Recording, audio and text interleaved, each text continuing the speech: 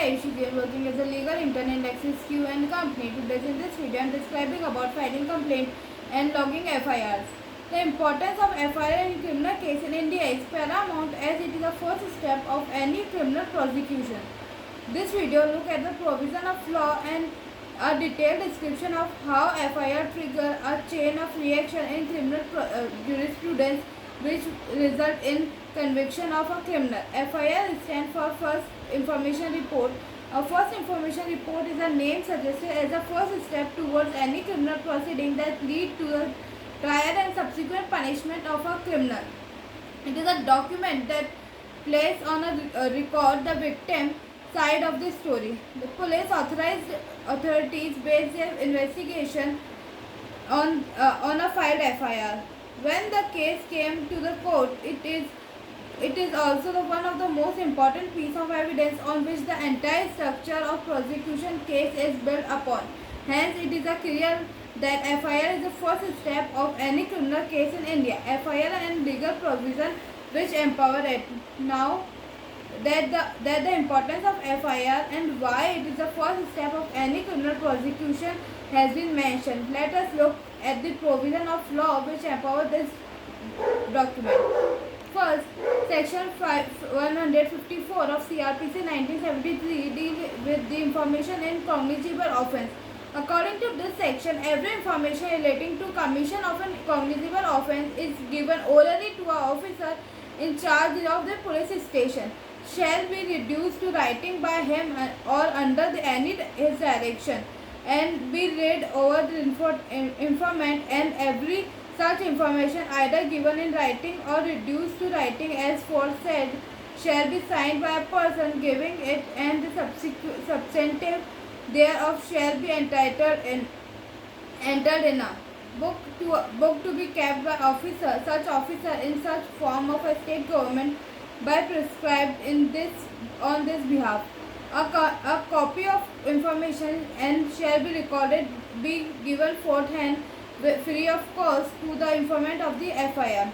Section 154 Clause 1 of CRPC 1973 make it clear that an FIR can be registered only in case of cognizable offence. Cognizable offence are those which a police officer can arrest and accuse without a warrant. Due to the nature of gravity involved in the offence, police authority can arrest without a warrant in the CRPC, Criminal Procedure Code. The classification of cognizable and non-cognizable offences is furnished under the first schedule of CRPC. Any person who has refused the right to an FIR by a police officer in charge can send the substance of such information in writing and by post to the superintendent of a police concerned who, if satisfied that such information disclose the commission of cognizable offence, shall neither investigation the case himself or direct an investigation to be made by any police officer subordinate to him in manner to provide by this code CRPC, and such officer shall have all the power of an officer in charge of police station in relation to any offence. FIR, who can log that? FIR can be logged by any individual who has information about the cognizable offence taken place. The police officer in charge has to file FIR in respect of the gravity of a crime as long as it is a cognizable offence. Any police officer can log an FIR on his or her own if they came to know about the commission of a cognizable offence. How to log an FIR? Now further we deal with how we logged an FIR. First, the process of filling the FIR is very simple. It is as simple as narrating a story to a police. The informant has to visit the nearest police station to a place at which the crime took place and furnish all the information he or she has pertaining to happening of that offence.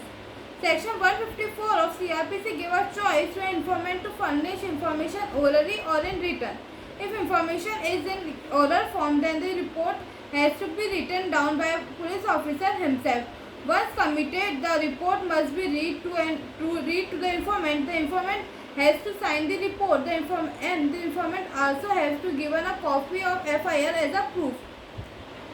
What must contain in FIR? The contents of FIR are as follows. First, whether the informant is eyewitness or hearsay evidence. Second, the nature of the cognizable offence.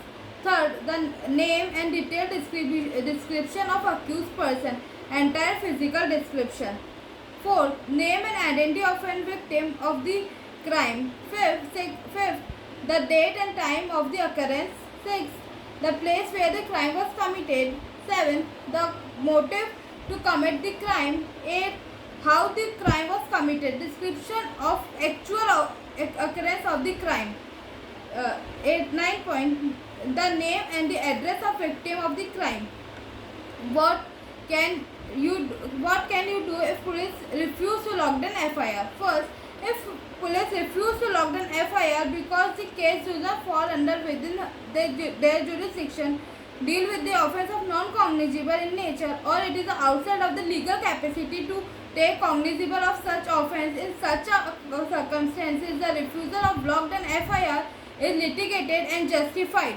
However, in case where an unjustified person is given to not log an FIR, one can, under section 154 clause 3 of CRPC, he or she can approach the superintendent of police and submit the substance of such information in writing or by post. If superintendent of the police is satisfied that such information discloses the commission of an cognizable offence, then he might investigate the case himself or direct an investigation to be made by any police officer subordinate to him. Third point, a complaint can be submitted to the magistrate orally or in written under section 200 of CRPC. After the submission of a complaint, the magistrate will conduct a hearing deciding upon the issue of cognizance. In this channel, the informant and the witness there are examined on the oath in front of magistrate.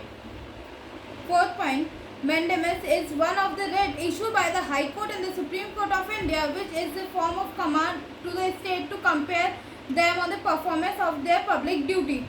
A writ of mandamus can be filed under Article 226 and 332 respectively of Constitution of India, directing the police officer to perform their duty and register the FIR. Thank you.